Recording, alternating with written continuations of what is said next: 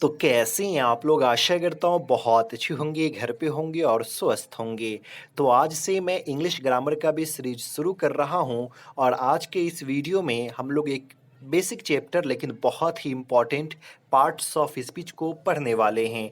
इसको जानना बहुत ही ज़रूरी है। मैं ये सोचा कि डायरेक्टली अगर आपके सिलेबस का वीडियो बनाया जाए, सिलेबस में जो चैप्टर है जैसे टेंस हो गया, पार्ट्स टेंस, नरेशन, वॉइस, तो थोड़ा दिक्कतें हो जाएगी। इसीलिए बेसिक से शुरू करते हैं ताकि आगे आप लोग को कोई भी दिक्कत ना हो। और आज हम लोग जो पार्ट्स ऑफ स्पीच को पढ़ेंगे, इसमें हम लोग सब कुछ जानेंगे। नाउन का डेफिनेशन क्या है, नाउन की उत्पत्ति कब हुई, कैसे हुई, और साथ में ये भी जानेंगे कि नाउन का इंग्लिश डिक्शनरी में परसेंटेज कितना है। बहुत ही डीपली आपको नॉलेज जो है सो मिलने वाला है और मैं आपको उम्मीद दिलाता हूँ कि ऐसी नॉलेज आपको कहीं और पे मिलने वाली नहीं है, चाहे आप यूट्यूब पे पढ़ रहे हो या फिर आप कोचिंग में पढ़ रहे हो। तो चलिए वीडियो को शुरू करते हैं, लेकिन उससे पहले आपसे एक छोटा सा रिक्वेस्ट है कि अगर आप हमारे चैनल पे पहली बार आए तो प्लीज़ चैनल को सब्सक्राइब कर लीजिए और वीडियो अच्छा लगता हो तो लाइक कीजिए और ज़्यादा से ज़्यादा शेयर कीजिए। तो चलिए सबसे पहले हम लोग ये समझते हैं कि पार्ट्स ऑफ स्पीच कहते हैं किसे, इसका डेफिनेशन क्या हो सकता है।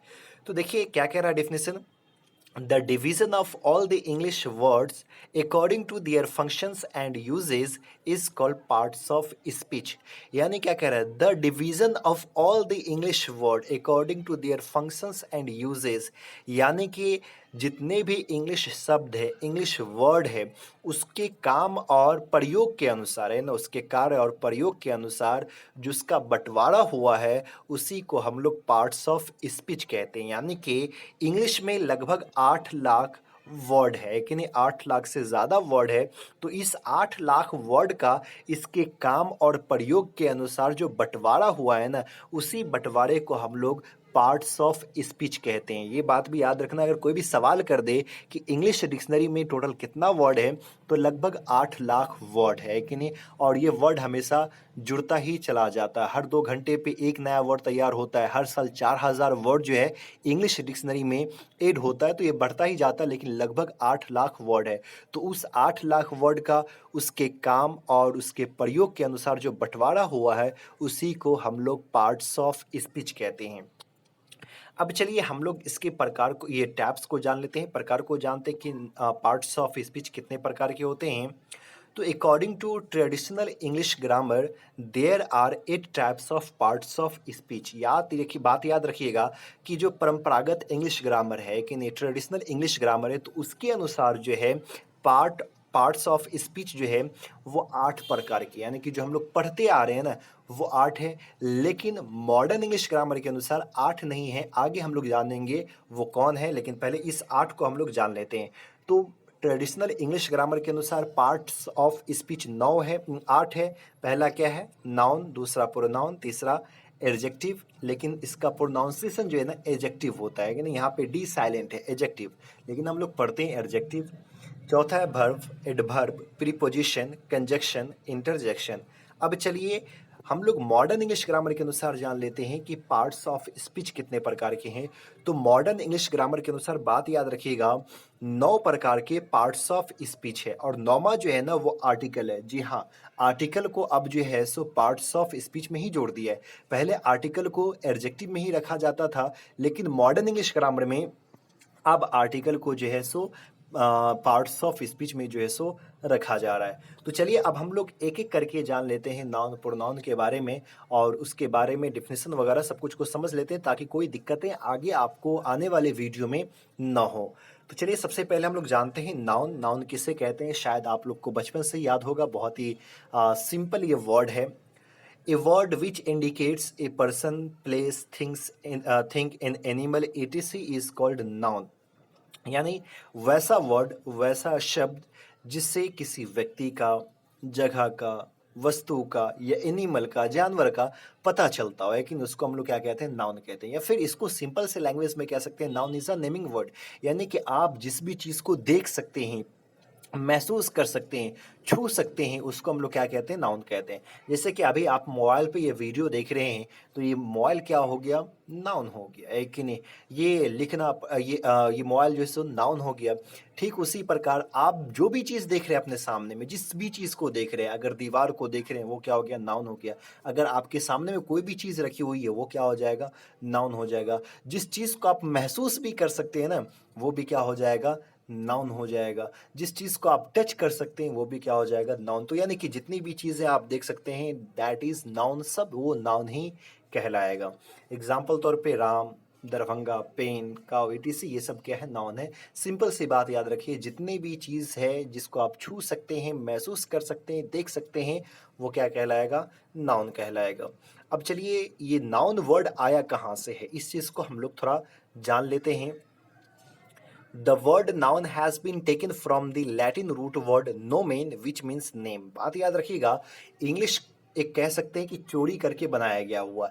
इंग्लिश खुद का एक लैंग्वेज नहीं है, बल्कि दूसरे दूसरे लैंग्वेज से ये इंग्लिश वर्ड को जो है सो तैयार किया गया हुआ। बहुत जल्दी मैं इस पे भी एक वीडियो लेकर के आऊँगा कि इंग्लिश का इतिहास क्या है, इंग्लिश भाषा जो है, लैंग्वेज जो है, ये बन करके कैसे तैयार हुआ।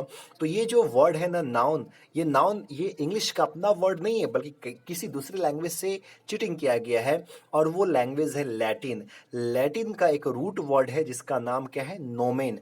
तो नोमेन से निर्माण हुआ है किसका? नाउन का। ये बात याद रखिएगा, बहुत ही इंपॉर्टेंट बात है कि नोमेन से निर्माण हुआ है कौन सा वर्ड? नाउन। और नोमेन का मतलब जो होता है, ये अगर उसका मतलब निकालेंगे तो नोमेन का मतलब क्या होता है? नेम होता है। तो ये बातें याद रखना है। The origin of noun is 1350 to 1400। यानी बात याद रखना है कि ये जो नाउन वर्ड है इसका ओरिजिन कब हुआ होगा, उत्पत्ति कब हुई होगी? तो 1315 से लेकर के 1400 बीच में हुआ है।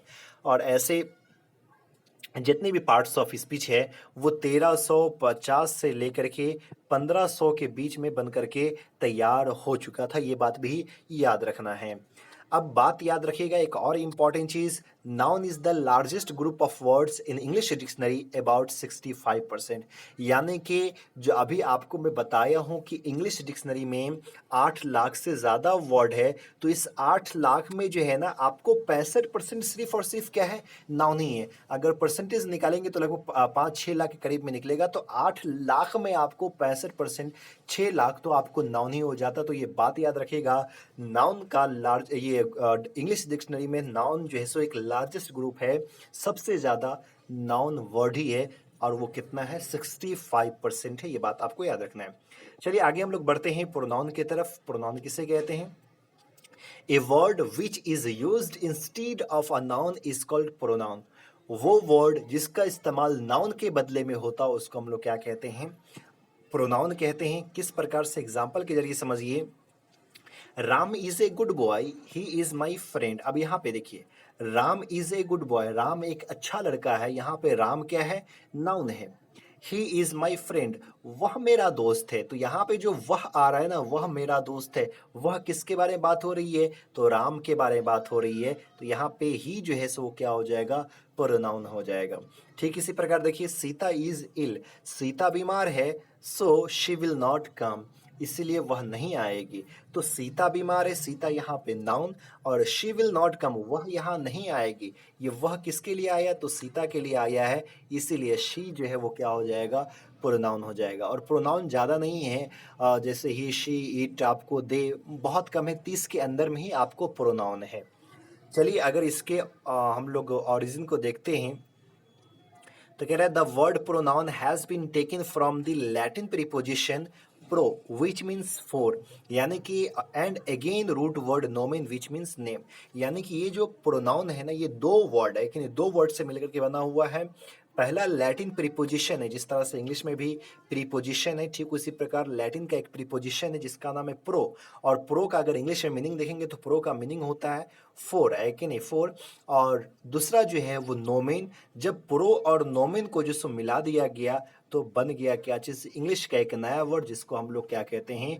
प्रोनाउन कहते हैं। तो ये बातें याद रखिएगा, प्रो जो प्रीपोजिशन है और नोमेन जो लैटिन रूट वर्ड है, दोनों को मिलकर के निर्माण हुआ किसका? प्रोनाउन का। चलिए आगे हम लोग देखते हैं एडजेक्टिव को। A word which qualifies a noun and a pronoun is called an adjective. वैसा वर्ड जो नाउन या प्रोनाउन की खासियत को बताता हो उसको हम लोग क्या कहते हैं, एडजेक्टिव कहते हैं।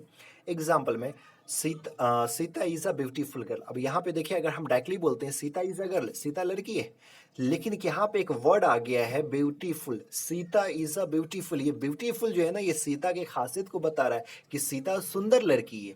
तो वैसा वर्ड जो किसी के खासियत को यानी नाउन या प्रोनाउन की खासियत को बताएगा, उसी को हम लोग क्या कहते हैं, एडजेक्टिव कहते हैं। एक और एग्जांपल देखिए, I use a blue pen.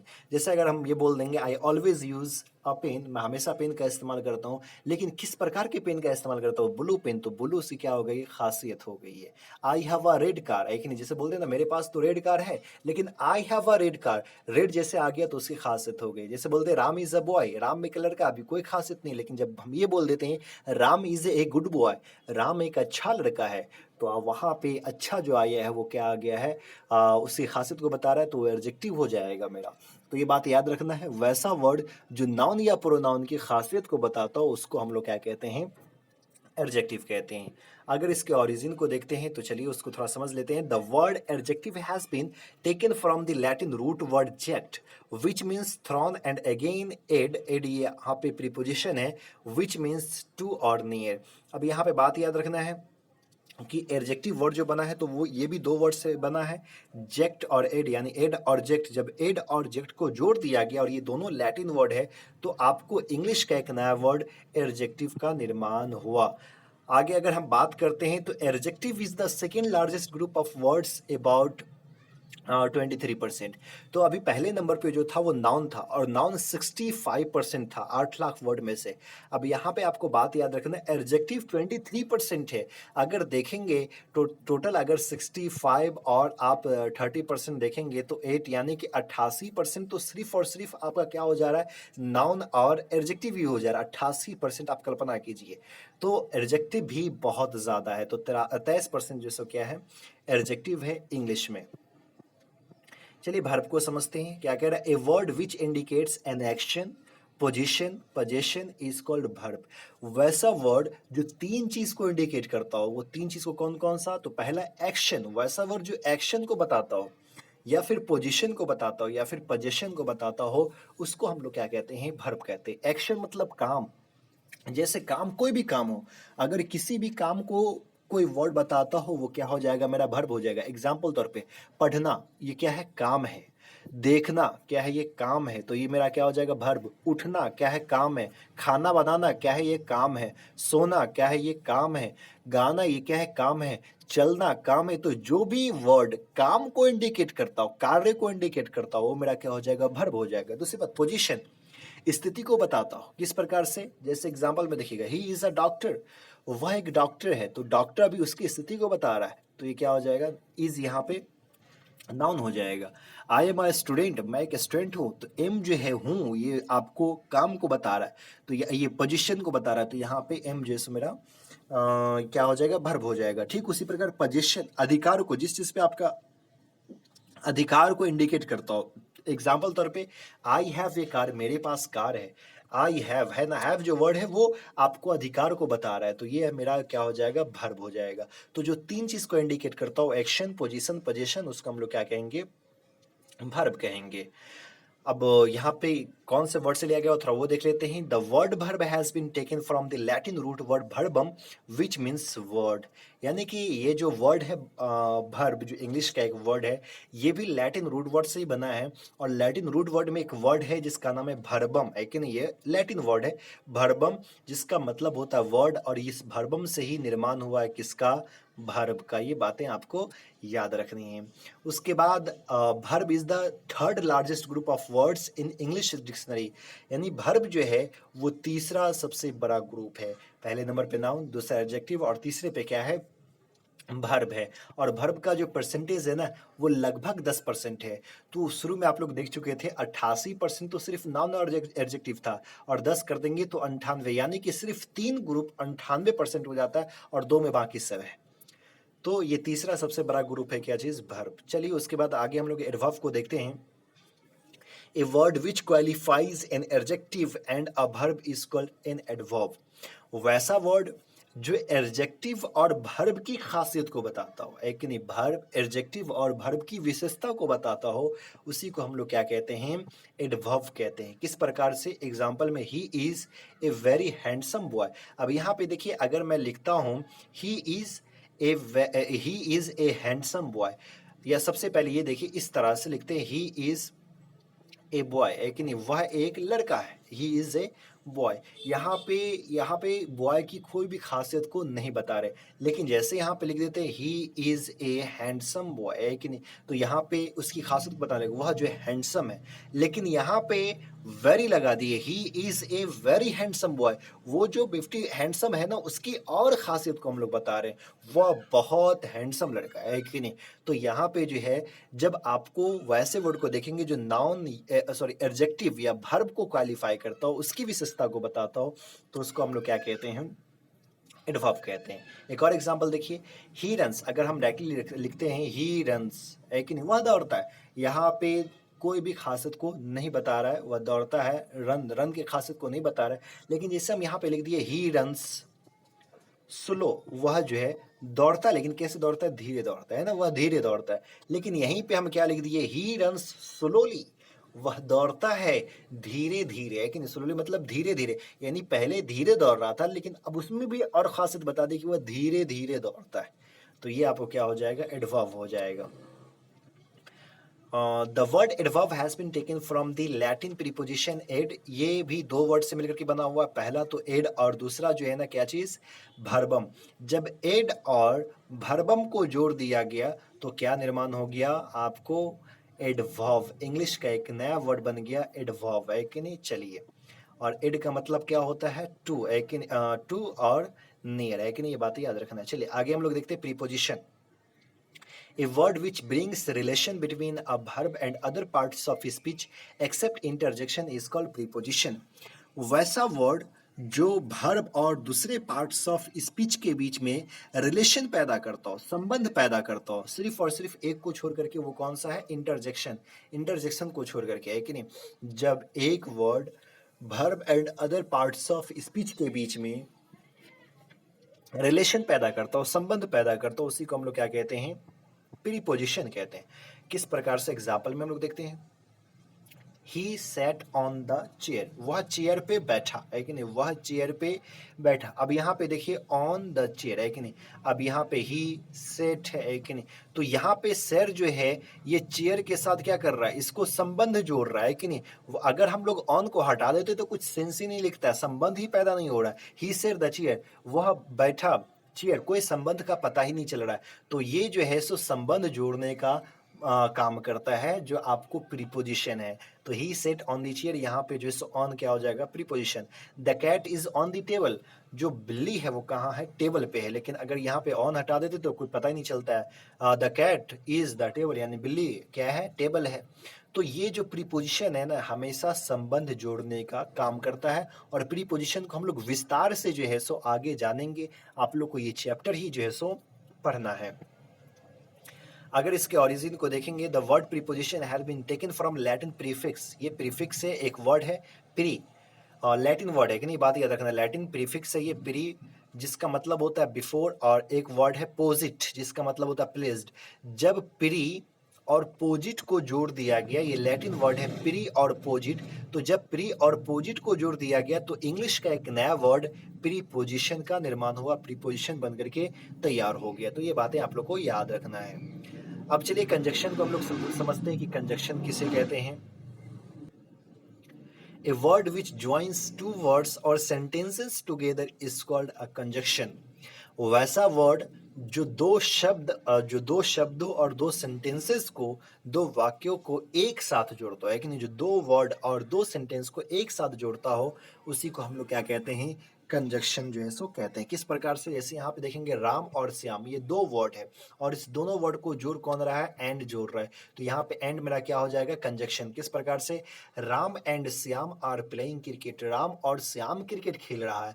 तो ये राम और श्याम को जोड़ रहा है, कौन जोड़ रहा है, एंड, तो एंड मेरा क्या हो जाएगा, कंजक्शन हो जाएगा। एक और एग्जाम्पल देखिए, Sohan is a good boy who is my friend है कि नहीं? तो यहाँ पे Sohan is a good boy, Sohan एक अच्छा लड़का है, इज़ माय फ्रेंड मेरा दोस्त है और इसको जोड़ कौन रहा है? हू, और हू मेरा क्या हो जाएगा? कंजक्शन हो जाएगा। यहाँ पे हू का हिंदी कौन नहीं है बल्कि जो होगा। Sohan is a good boy, Sohan एक अच्छा लड़का है जो मेरा दोस्त है, यानी कि यहाँ पे हू आपको कंजक्शन आ जाएगा।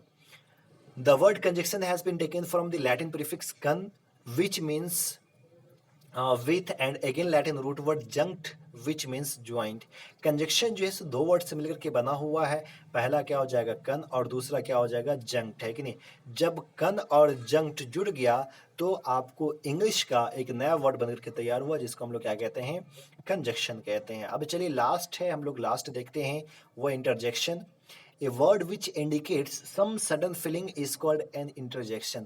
वैसा वर्ड जो अचानक महसूस होता हो, है कि नहीं, उसी को हम लोग इंटरजेक्शन कहते हैं। जिसके बारे में कभी कुछ सोचते नहीं है, अचानक वो आ जाता है ज़बां पे, उसको हम लोग कंजक्शन कहते हैं। जैसे कि कोई काम हम कर रहे हैं और वो हाथ कर जाता है, उंगली कर जाता है, तो हम लोग क्या कहते हैं? आह, है कि नहीं? हाय, अफ़सोस वाला वर्ड निकल जाता। तो ये alas, I have cut my hand, ये अलास जो है, तो कभी हम लोग सोचते नहीं कि मेरा हाथ कटेगा, उंगली कटेगा, तो हम अलास कहेंगे, हाय कहेंगे, नहीं, ये अचानक ही वर्ड निकल उठता है, तो इसको हम लोग इंटरजेक्शन कहते हैं। ठीक उसी प्रकार, hurray we have won the match, है कि नहीं? वाह वाह, हम लोग मैच जीत गए। तो जब जीतते हैं मैच ना, तो अचानक ही वर्ड निकल उठता है। हम लोग पहले सोचते नहीं, जब जीतेंगे तो वाह वाह वाह वाह, वर्ड वर्ड आएगा नहीं, अचानक ही वर्ड आ जाता है, तो इसको हम लोग क्या कहते हैं? इंटरजेक्शन कहते हैं। तो इंटरजेक्शन भी बहुत कम है, लगभग 11 या 12 इंटरजेक्शन ही हैं। The word interjection has been taken from Latin prefix inter, पहला वर्ड है लैटिन का इंटर, और दूसरा वर्ड कौन सा है? जेक्ट। जब इंटर और जेक्ट को जोड़ दिया गया, लेकिन इंटर और जेक्ट को जोड़ दिया गया, तो आपको एक नया वर्ड इंग्लिश का तैयार हुआ जिसको हम लोग क्या कहते हैं? इंटरजेक्शन। तो ये आपको पार्ट्स ऑफ स्पीच के पूरे 8 प्रकार को आप लोग बहुत विस्तार से समझे। आर्टिकल्स को मैं इसमें डिफाइन नहीं कर रहा हूँ, आर्टिकल्स का चैप्टर हम लोग अलग से ही पढ़ेंगे, जानेंगे उसमें जो है, क्योंकि बहुत सारा क्वेश्चन जो है सो आर्टिकल से रहता है बोर्ड एग्जाम में, तो उसको हम लोग विस्तार से जानेंगे। तो उम्मीद करता हूँ ये वीडियो आपको बहुत पसंद आया, अगर पसंद आया तो प्लीज़ लाइक कीजिए, ज़्यादा से ज़्यादा शेयर कीजिए, और हमारे चैनल पर पहली बार आए तो प्लीज़ चैनल को सब्सक्राइब कीजिए। फिर मिलते हैं अगले वीडियो में, तब तक के लिए बाय।